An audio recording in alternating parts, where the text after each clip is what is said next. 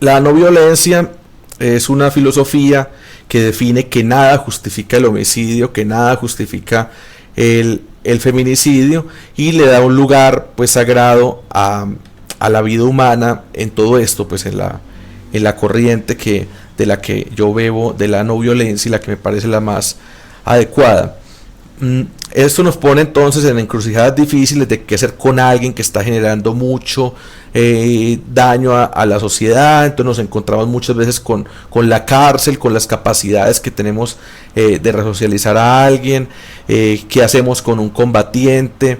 Pero lo importante es que la no violencia va deconstruyendo la venganza y tiene una idea lógica y clara, y es que la gente sí cambia y a la gente sí la podemos recuperar. Y si una persona que causó mucho daño la podemos confinar en una granja y está sembrando papas o está sembrando algo, pues es una vida rescatada y es mucho mejor que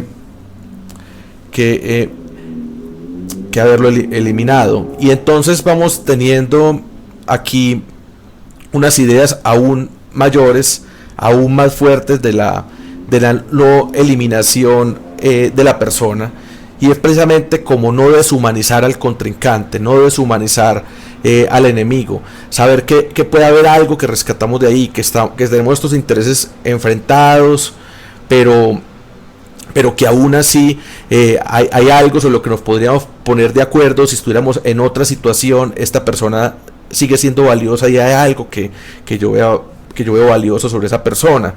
Un poco también es ser duro con los fenómenos y suave con las personas, porque es entender, y aquí voy cogiendo mano de Gandhi, ya voy a precisar un poquito sobre Gandhi, pero en él está mucho esto de combatir cuando seguimos la filosofía y una estrategia y un proceso de no violencia, la superioridad moral. Entonces entender que esta persona que hizo mucho daño tuvo unas circunstancias, tal contexto, tales circunstancias, que si nosotros hubiéramos estado ahí, de pronto hubiéramos resultado en un problema o en una situación similar y causando un daño similar. Entonces tenemos que ir un poco más a fondo de cuáles son las condiciones materiales para que no vuelva a haber seguidores de opresores, para que no vuelva a surgir opresores, y las condiciones inmateriales, que es la cultura, que es el cambio cultural.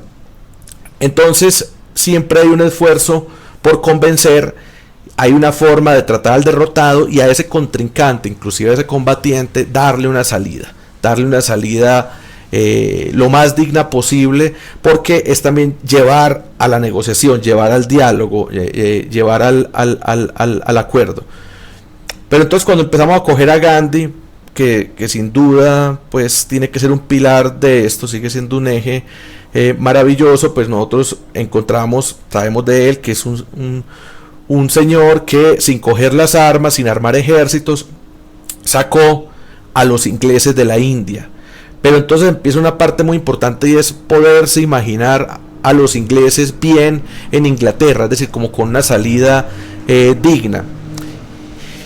Y aquí vamos a entender que la no violencia no es rosa, que la no violencia es fuerza, nunca es cobardía, nunca es estar pasmados, estar neutrales, estar quietos. No, de hecho es tener unos criterios muy claros, cantarle la tabla al otro, pero hay un ejercicio de poder, un ejercicio revolucionario, y hay que ejercer poder. Como diría Foucault, pues el poder no se tiene, no que se ejerce. Entonces impedir que los ingleses ejerzan poder, tener el poder nosotros mismos, darle el poder a los oprimidos, y para eso habían muchas acciones de mucha fuerza que nosotros en la idea de los soldados, en la idea de los combatientes, se nos ha perdido, pero son cosas que inclusive uno lo podría como definir como más femenino que masculino, pero es empezar a definir el área textil, la movilidad, los alimentos, por un concepto muy importante: no depender de los ingleses, que era un concepto de no violencia, era que toda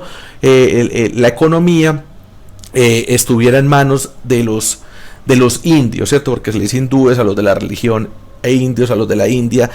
Y luego, entonces tiene que parar por lo cultural y tiene que parar por lo social. Y es no seguir las modas de los ingleses para no comprarles la ropa, volver a nuestra música, volver a nuestro folclore. Entonces hay también como un cambio de espiritualidad colectiva y un cambio en la cultura para lograr que esta revolución sea permanente, y realmente pues les ha funcionado muy bien.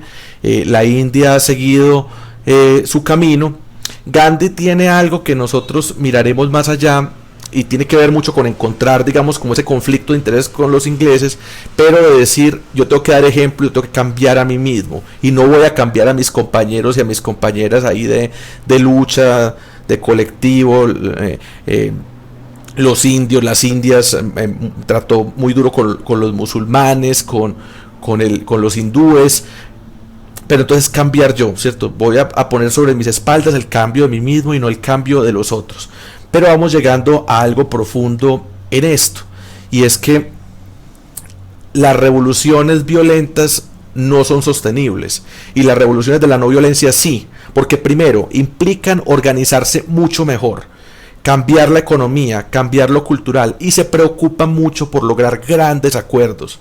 Entonces la poética, ¿cierto?, la narrativa, el correlato, los símbolos hacen que sea mucho más profunda y que se pueda pasar de generación en generación.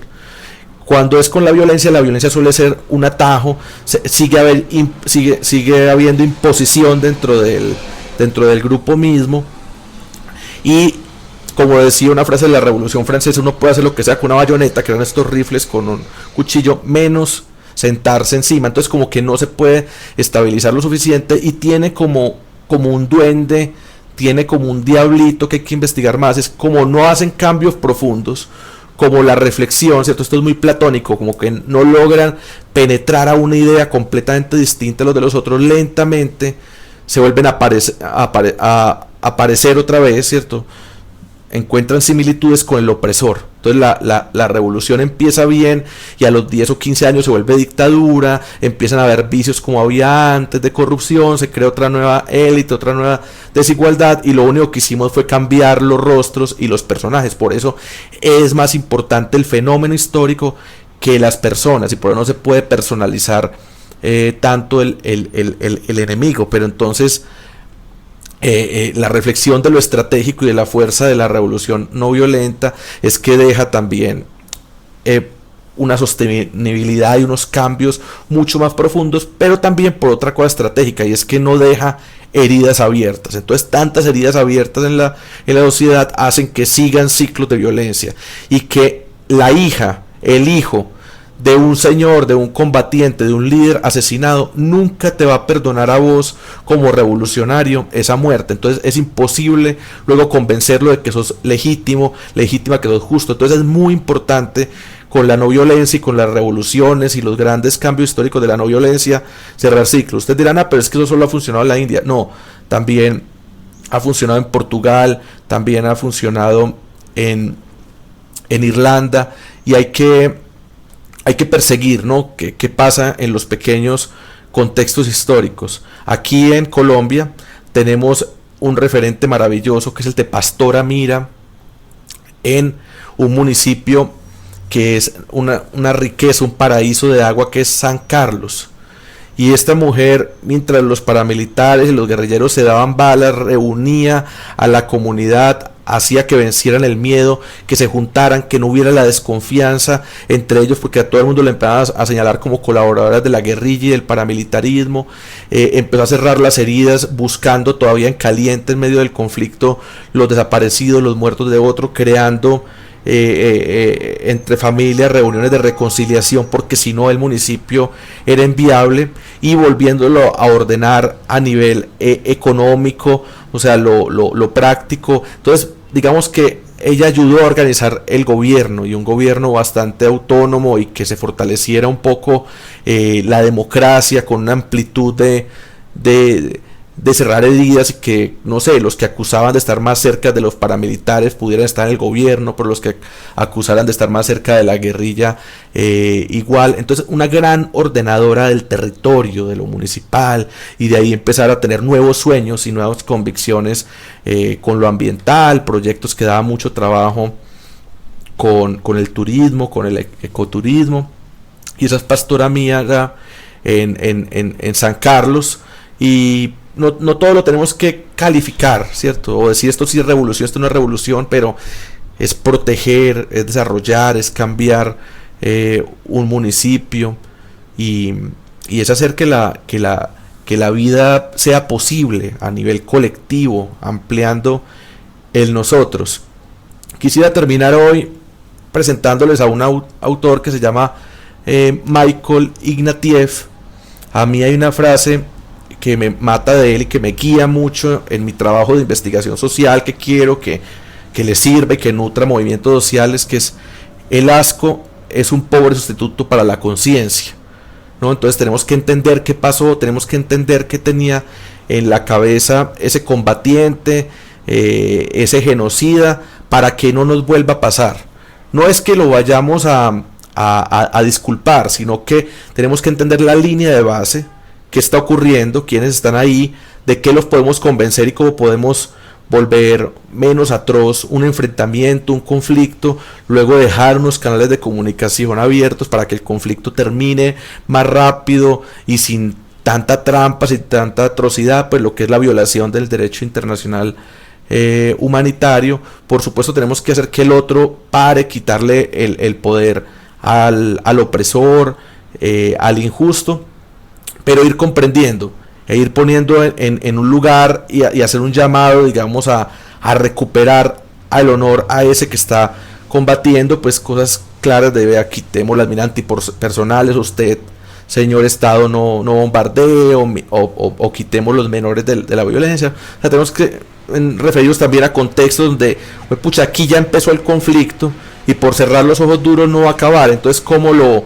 humanizamos? ¿Cómo lo volvemos más honorable? Esa era un poco la lucha y la reflexión de Michael Ignatieff en el honor del guerrero. Siempre hay que darle un lugar al otro. Cuando vos deshumanizás al otro, ya es imposible darle una salida e imposible buscar que haga las cosas bien. Entonces, a veces hay que entender que si hubiéramos vivido las circunstancias de encrucijadas del otro, podríamos también ser él, haber cometido un daño similar.